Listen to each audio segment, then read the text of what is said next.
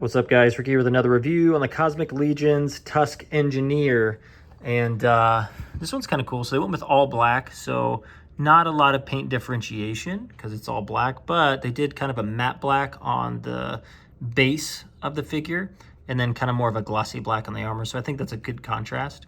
You have a little bit of red showing there on the helmet and the chest, so that looks good. I got some nice glossy armor legs. So yeah, it's not bad. Here's a picture of the character with the extra head on. So looking pretty good. So it looks like we got like a little staff thing. Same as it came with the Spexians, I believe. And then you have the extra head here, which is really interesting. So it's like, so it looks like there's a spot for eyes, but she doesn't have eyes. She has like one eye in the middle. And it's kind of interesting looking. So I'm curious to see what that looks like on. So now if you want to read the bio of Volcatar Book 1, pause your screen now. Here's the back of the package with some of the other action figures from that line. So it looks pretty good. And let me know which one is your favorite in the comments. And then here's an action figure shot and her bio. So if you want to read it, pause your screen now. Perfect. Okay, so let's open it up and see what we're looking at. Okay, here's the Tusk Engineer out of the package.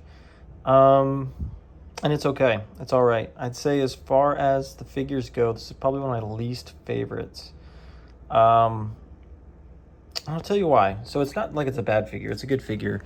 But there's a lot of things on it. So one, so it's solid black. So you have kind of like this leather look.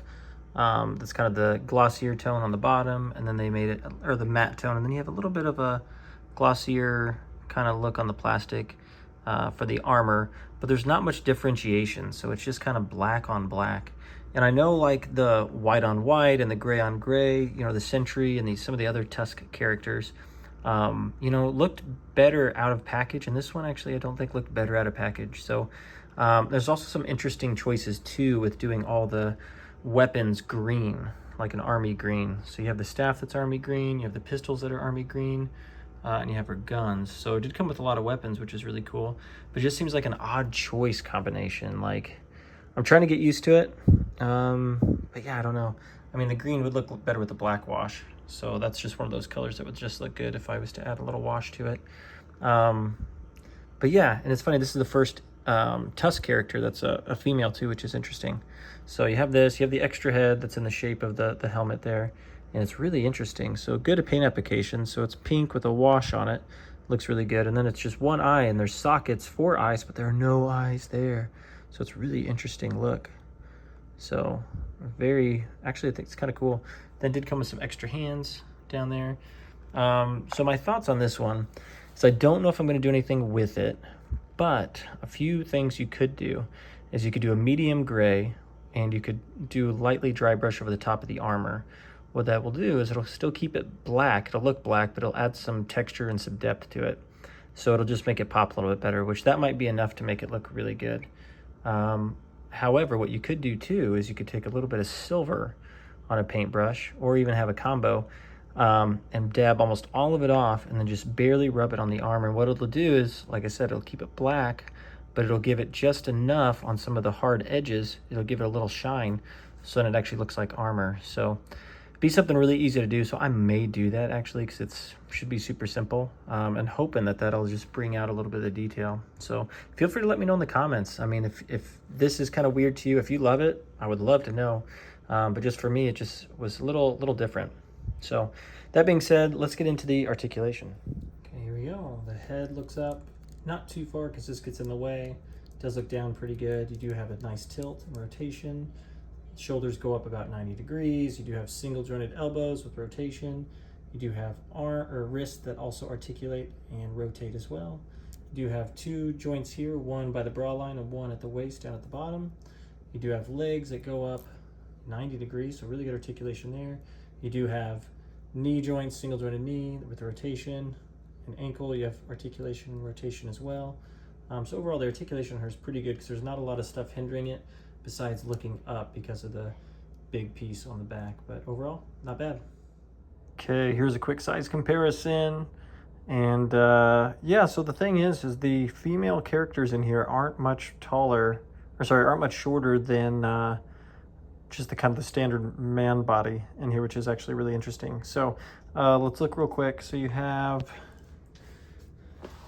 obviously it looks like she stands the tall, well, nope, she stands the tallest of this Borg or whatever. So here we go. So let's measure her real quick. So she stands almost, so it looks like 6 3/4 inches tall, 7 inches if you count the bun on the back. Looks like we have 6 1/2 for her. Looks like we have 6 3/4. Looks like we have 6 3/4 and 6 3/4. Actually, that one looks closer to 6 1/2. And then you have Altar in the back. It stands roughly, it looks like about 8 1/4. And then the gentleman here is 6 3/4 tall. Then you have Scourge, who stands roughly 9 1/2 inches tall. So centimeters, you're looking at roughly 19, 17. It looks like those will probably be around 17 as well. So yeah, so actually fits in really well as far as scale goes. And I didn't realize they looked smaller in person, but when they're stood up next to the kind of that typical soldier man body, they're actually roughly the same height, which is kind of cool. So fits in just well. Okay, final thoughts on the Tusk Engineer. I'd say for $25, it's great. I'd say if you can find it cheap, get it.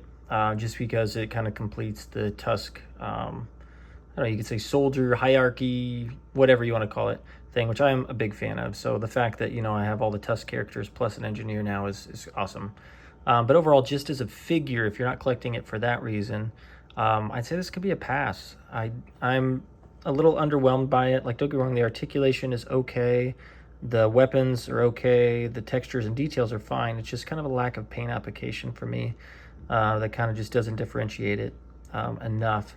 And there could have been just some small tweaks to just make it, you know, just that much better. So that's my thought. And then, yeah, the green weapons still kind of, I don't feel like they go well. So that's just me. But yeah, thank you all so much for tuning in. I'll keep bringing reveals, reviews, customizations to y'all. In the meantime, enjoy yourselves, and I'll see y'all in the next video.